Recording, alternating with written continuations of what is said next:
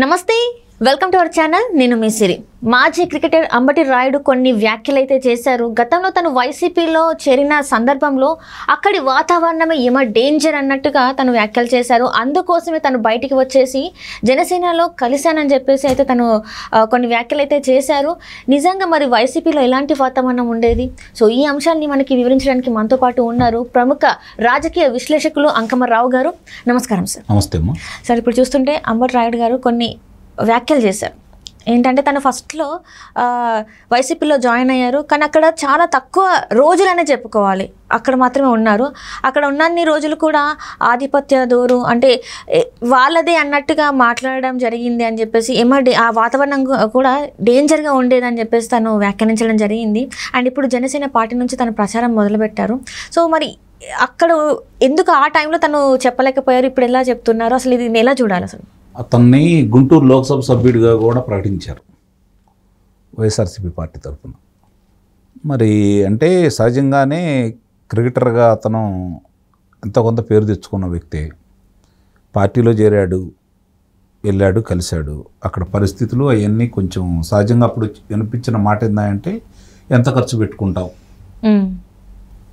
దానికి కొంచెం అతను ఆలోచించాడని ఆ రోజు మాట్లాడుకోవడం కూడా జరిగింది. ఇవాళ రాజకీయ పార్టీలో ఆ పార్టీలో చేరిన తర్వాత లోక్సభ సభ్యుడిగా పోటీ చేసే వ్యక్తి తక్కువగా 100 కోట్ల రూపాయలు ఖర్చు పెట్టాలని, పార్టీ కొంత ఇవ్వాలని ఇవన్నీ బయట ప్రచారం జరుగుతున్నాయి. అందులో కొంత నిజాలు కూడా ఉంటున్నాయి. ఎందుకంటే ఎక్కువ మంది లోక్సభ సభ్యులుగా పోటీ చేసేవాళ్ళు ఆర్థికంగా బలవంతులే వచ్చారు. ఇవాళ రాజకీయాలు చూసుకుంటూ ఉంటే ఎన్నికల్లో పోటీ చేసే అభ్యర్థులు తక్కువగా 100 కోట్ల రూపాయల పైన ఖర్చు పెట్టుకునే పరిస్థితి కనపడతా ఉంది. లోక్సభ సభ్యుడిగా, శాసనసభ్యుడికే ఇంకెక్కువ అవుతున్నాయి. అంటే వాళ్ళు స్వతంత్రంగా అంటే వాళ్ళ నియోజకవర్గ పరిధిలో ఖర్చు పెట్టుకునేదే 50-60 కోట్ల రూపాయలు దాటే పరిస్థితి ఈరోజు కనపడతా ఉంది. అందుకనే పార్టీ కోసం పనిచేసిన వాళ్ళకంటే కూడా ఆర్థికంగా బలంగా ఉన్న వ్యక్తుల్ని ఎన్నుకుంటున్నాయి ఈ పార్టీలు కూడా. ఆ క్రమంలో అంత డబ్బులు పెట్టుకోలేక అతను బయటికి రావడం కూడా జరిగింది. మళ్ళీ వెళ్ళాడు, మళ్ళీ బయటకు కూడా వచ్చేసాడు. ఇది కొంచెం ఆలోచించాల్సిన విషయం. ఎందుకు బయటకు వచ్చారు ఏంటి అనే దాని గురించి. ఇప్పుడు మీరు అన్నట్టు జనసేన పార్టీకి ప్రచారం చేస్తున్నాడు. అంటే పవన్ కళ్యాణ్ గారిని కలిసి పార్టీలో చేరి ప్రచారం చేస్తున్నాడు. రాజకీయ నాయకులుగా అవతారం అయితే లక్షణాలు కనపడుతున్నాయి అతని దగ్గర కూడా. ఎందుకంటే కొంతమంది ఏమో సేవాభావంతో వస్తారు, కొంతమంది ఏమో రాజకీయాల మీద మంచి అభిప్రాయంతో వస్తారు. అట్లా వచ్చిన వాళ్ళిద్దరు వల్ల సమాజానికి ఉపయోగమే ఉంటుంది. అంటే మంచి చేయాలని వచ్చినప్పుడు వాళ్ళకి సరైన వేదిక రాజకీయంగానే భావిస్తున్నారు ఈరోజు. అదే అదృష్టం బాగుండి అధికార పార్టీలో చేరితే ఎంతో కొంత ప్రజలకు సేవ చేసే అవకాశం కలుగుతుంది. అలాగే మంచి అభిప్రాయంతో ఉన్నవాళ్ళు కూడా ఏదో ఒకటి మంచి చేయాలని ప్రయత్నం చేస్తారు. అలా కాకుండా రాజకీయంలో ముందు వాళ్ళని చూసేసి ఇప్పుడు అది ఒక వ్యాపారంగా దృష్టితోటి భావించి వచ్చే వాళ్ళతోటే వచ్చిన ఇబ్బందులు ఇవన్నీ చాలా వరకు. ఇతనే ప్రజలకు ఏదో సేవ చేయాలని ఆలోచనతో ముందు నుంచి వచ్చానని చెప్పుకుంటున్నాడు. కాబట్టి ఆ రోజు వైఎస్ఆర్సీపీ పార్టీలో చేరిన తర్వాత అక్కడ పెద్దల యొక్క అభిప్రాయాలు మరి ఇతని అభిప్రాయాలు కలవల. వాళ్ళ కోరికలు వేరేగా ఉన్నాయి, ఇతని ఆశయాలు వేరేగా ఉన్నాయి. అతను అక్కడ ఉన్న పరిస్థితులు చూసిన తర్వాత కొంచెం మనస్తాపం చెంది బయటకు వచ్చారని చెప్పి అతను సన్నిహితులు కొంతమంది చెప్పడం కూడా జరిగింది. ఈ పరిస్థితుల్లో ఇవాళ రాష్ట్రానికి తెలుగుదేశం పార్టీ జనసేన కూటమి అధికారంలోకి వస్తుంది అనేది చాలా స్పష్టంగా అర్థమైపోయింది. ఆ క్రమంలోనే భారతీయ జనతా పార్టీ వచ్చి కూడా వాళ్ళని కలవటం కూడా జరిగింది ఆ కూటమిలో. మళ్ళీ ఇప్పుడు ఇతను ఆ వైఎస్ఆర్సీపీ పార్టీని వదిలిపెట్టి జనసేన తోటి కలిసి ప్రయాణం చేస్తూ మంచి పని చేశాడని భావించాలి. ఇప్పుడు రాష్ట్ర ప్రజల యొక్క ఆలోచనకు అనుగుణంగా అతను కూడా ఉన్నాడని మనం భావించాల్సి వస్తుంది.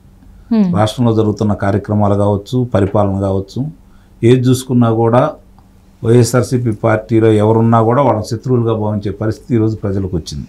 అంటే ఆ పార్టీకి లేరని కాదు, ఆ పార్టీకి ఉంటారు. 20-30% వరకు ఆ పార్టీకి ఉంటారు, లేరనేం కాదు. కానీ ఏ పార్టీకి అయినా సరే ఇప్పుడు తెలుగుదేశం పార్టీకి ఒక 30% మంది ఉన్నారు, వాళ్ళకు ఒక 30% మంది ఉన్నారు. తటస్థులు అనేవాళ్ళు ఇప్పుడు ఎవరికెళ్ళి ఉన్నారనే దాన్ని చూసుకుంటే తెలుగుదేశం పార్టీ కూటమికి తటస్థులు వెళ్ళిపోతున్నారు. తటస్థులు ఎటు మొగ్గు చూపితే అటు అధికారం వస్తుంది. రైట్. ఎందుకంటే ఇప్పుడు కూడా చూస్తుంటే ఎన్నికలు ఇంత దగ్గర ఉన్నా కూడా ఈ రోజు కూడా ఇంకా వైసీపీ నుంచి బయటకు వచ్చి టీడీపీలో జాయిన్ అవ్వడానికి రెడీ అవుతున్నారు. మనం రీసెంట్ టైమ్స్లో కూడా చూస్తుంటే ఇంకా మరి ఇంకా దగ్గరకు వస్తున్నా కూడా ఇంకా వచ్చే అవకాశం ఉందంటారా సార్? మరి అంటే ప్రజల అభిప్రాయం ఎలా ఉందంటే, ప్రజలు కాదు ఆ వచ్చే వాళ్ళు ఎక్కువ మంది ఈ పార్టీ ఓడిపోతుందన్న ఉద్దేశంతో వైఎస్ఆర్సీపీ పార్టీలో ఉన్నవాళ్ళు తెలుగుదేశం పార్టీలోకి వచ్చి కలుస్తున్నారు. అట్లాగే జనసేనతో కూడా కలుస్తూనే ఉన్నారు. వాళ్ళ నాయకులు కొంతమంది కార్యకర్తలు ఆ గ్రామాల్లో ఉన్న పరిస్థితులను బట్టి గ్రామాల్లో వాళ్ళకి నానుడి తెలుస్తుంది. ఎవరు అంటే ప్రజలు మాట్లాడుకుంటూ ఉంటారు, ఏ పార్టీ వాళ్ళకి అధికారంలోకి వస్తుందని చెప్పి మన గ్రామాల్లో చూస్తే అర్థమైపోతూ ఉంటుంది. ఇవాళ గ్రామ రాజకీయాలు చూసుకుంటూ ఉంటే తెలుగుదేశం పార్టీ జనసేన కూటమికి మద్దతు బాగా పెరుగుతూ ఉంది. దానికి అనుగుణంగా ఆ జరుగుతున్న పరిణామాలన్నీ చూసుకుంటూ ఉంటే ఈరోజు ఇలాంటి వాళ్ళు చాలామంది నాయకులు, అంటే నాయకులుగా ఎదగాలనుకున్న వాళ్ళు, నాయకులుగా ఉండేవాళ్ళు కూడా వైఎస్ఆర్సీపీ పార్టీని వీడి తెలుగుదేశం పార్టీ కూటమికి కలిసిపోతూ ఉన్నారు. దానివల్ల జరుగుతుంది ఏంటంటే కొంచెం అటు ఇటు కాకుండా ఉండి ఎవరు మంచి వాళ్ళు అయితే వాళ్ళకి వేద్దాం, లేకపోతే ఎవరు గెలిస్తే వాళ్ళకి వేద్దాం అనుకునే వాళ్ళ సంఖ్య ఈరోజు తెలుగుదేశం పార్టీ జనసేన కూటమికి ఎక్కువగా మొగ్గు చూపుతూ ఉన్నారు.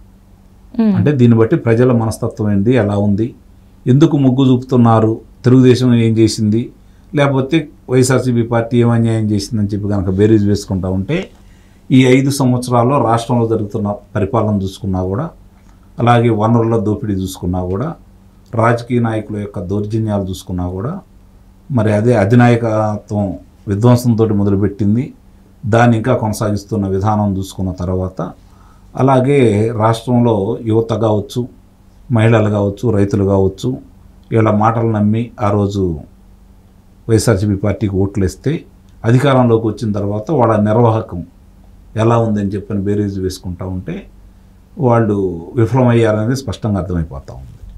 రెండోది భయభ్రాంతులకు గురి చేశారు ప్రజల్ని. సామాన్యులు కూడా ఇప్పటి వరకు ఆ భయం నీళ్ళలోనే బతికారు. ఇప్పుడిప్పుడే ఆ భయం వదిలిపెట్టి వాళ్ళు బహిరంగంగా బయటికి రావడం మొదలుపెట్టారు. ఇవన్నీ చూసుకుంటా ఉంటే ఇలాంటి వాళ్ళందరికీ జ్ఞానోదయం అయింది, పరిస్థితి అర్థమైపోయింది. ఆ పార్టీలో ఎంత నియంతృత్వం ఉంది, వాళ్ళు చెప్పిందే చేయాలి తప్ప మన అభిప్రాయాలు వెలుబుచ్చే అవకాశం లేదని ఆయనే చెబుతున్నాడు. కాబట్టి ఈ రోజుకి అర్థమైపోయింది వాళ్ళకి. చూడాలి, ఇప్పుడు రాష్ట్ర ప్రజలు చాలా స్పష్టంగా ఒక నిర్ణయానికి వచ్చున్నారు, అధికార మార్పిడి జరగబోతూ ఉంది. ఈరోజు ఎవరు తెలుగుదేశం పార్టీ కూటమికి అనుకూలంగా ఉంటే వాళ్ళని హక్కును చేర్చుకునే పరిస్థితిలో ఉన్నారు. కాబట్టి వీళ్ళందరూ వస్తున్నందుకు శుభసూచకమే. రాష్ట్రంలో మార్పులు జరగాలి, అధికార మార్పిడి జరగాలి. గతంలో 2014 నుంచి 2019 వరకు తెలుగుదేశం ప్రభుత్వం